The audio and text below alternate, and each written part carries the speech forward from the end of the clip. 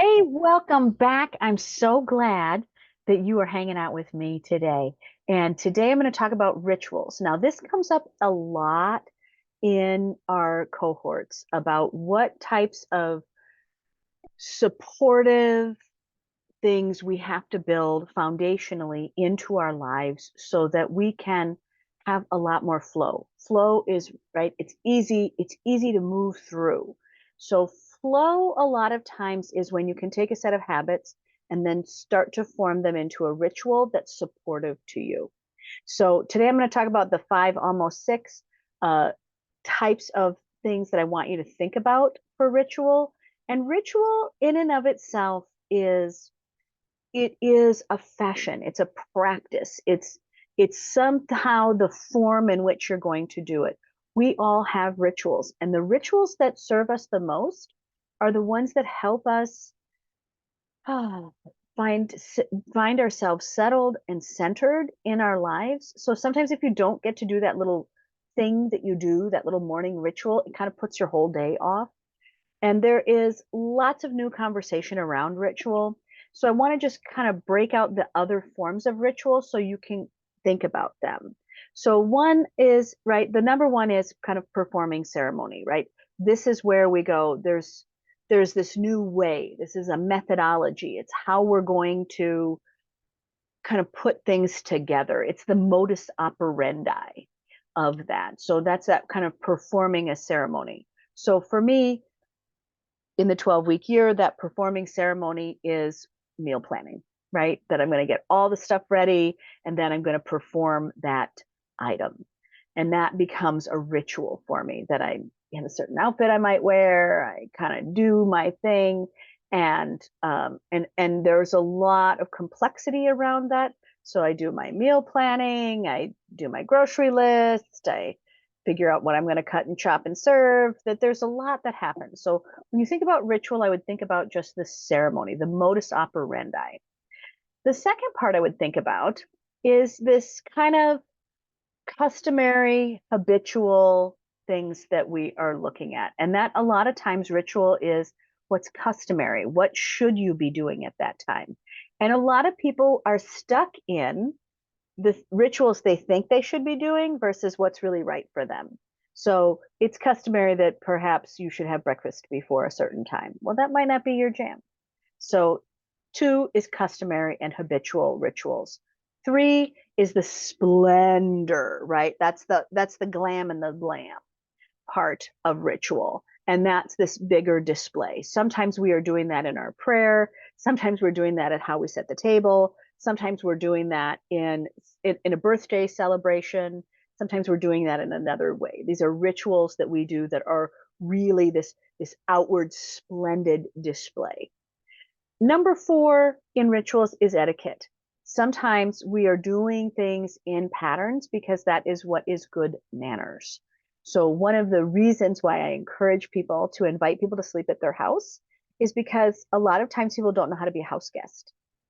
And why children should go live, go stay at somebody's house for a while because they learn how to be a good etiquette house guest. Now, I was raised where you had to be a house guest because we didn't have hotels in the small towns that I lived in. So we stayed with people. So there were just etiquette rules that you have. And we see this in Airbnbs, we see this in a lot of other private stays, but etiquette is also a form of ritual. It is to greet your host, it is to bring a hostess gift, it is to do some other things. So sometimes ritual is around just etiquette. And the five is the action and environment. So those, when I think about rituals, those are also the actions that we have in a specific environment, right? Don't run in the hall. So the rituals that we might have are also roles. It can be morality. It can be, again, that the way that we are in an environment. If you have a ritual in an environment, it might be something as simple as, please take your shoes off before you come into my house. There may be other rituals that you're doing. The um, the number six, the sometimes six ritual is really around popular style, that we have a lot of rituals that are just kind of That's the latest thing, the fad, right? So many rituals that are coming in right now are ways of eating, ways of parenting, that mommy blogs are the hugest thing ever, that these are just popular at this time. And so there are a lot of rituals that are created around something that is very popular. So when we look at in the 12-week year, we have a lot of people here that choose to do decluttering and organization, and then the word Marie Kondo comes up, right? Of, oh, there's certain books that are there. There's just popular ways to think about things. There are uh, more choices of clear boxes ever in the history of my lifetime since organization became a cool, popular thing. So you'll see things come in style and out of style. So when we think about rituals for you, and that is what is the purpose of why we're talking about rituals. Well, rituals are habits that you can now put into your life, into that ritual space, so that they are set. They are the natural pattern. They're not a task, a task, a task, a task, a task. You are looking to build patterns that become a ritual.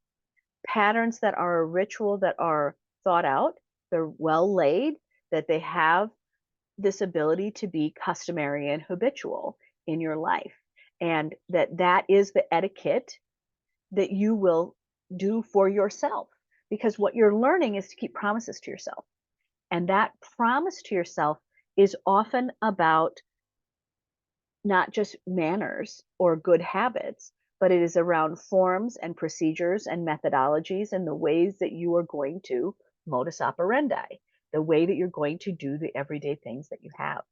So when you're thinking about ritual, that some of them are just a performance piece. Some of them are these habitual parts. Some of these are ceremony of splendid display. Some of these are etiquette and good manners. Some of these are action and the environment. They're very much environmentally focused. And then they have this other set that are just really cool and hip right now. The 12-week year is a really great example of what's popular right now.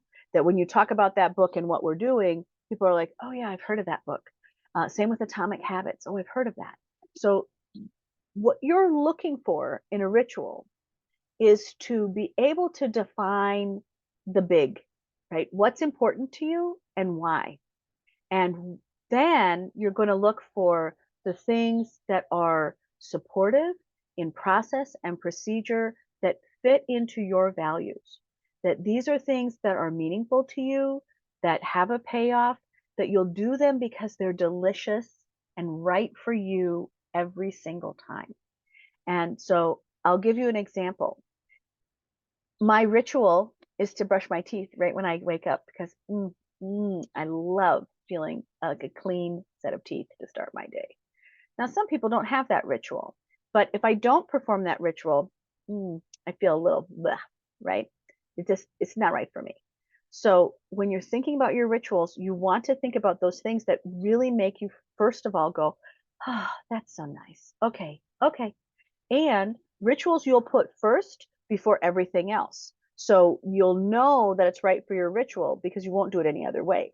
I will not go out for the day without the ritual of walking the dog, because the dog has to go out first before I go anywhere. So you'll find these pieces that are right for you. What also happens with having to take the dog out is that I'm going to get my first 1,000 steps in. So you're going to be able to find the rituals that are right and supportive for you. And you're going to put those in first. And those rituals get done before everything else does. Put in the habits, put in the outcomes, define why those rituals that you have right now are critical.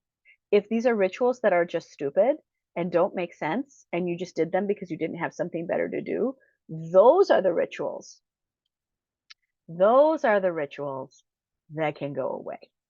So ritual, again, top 5 conversations, but a ritual is a robust conversation that you want to add into your prosperity mindset on how you're going to do the 12-week year, because those rituals are what make things feel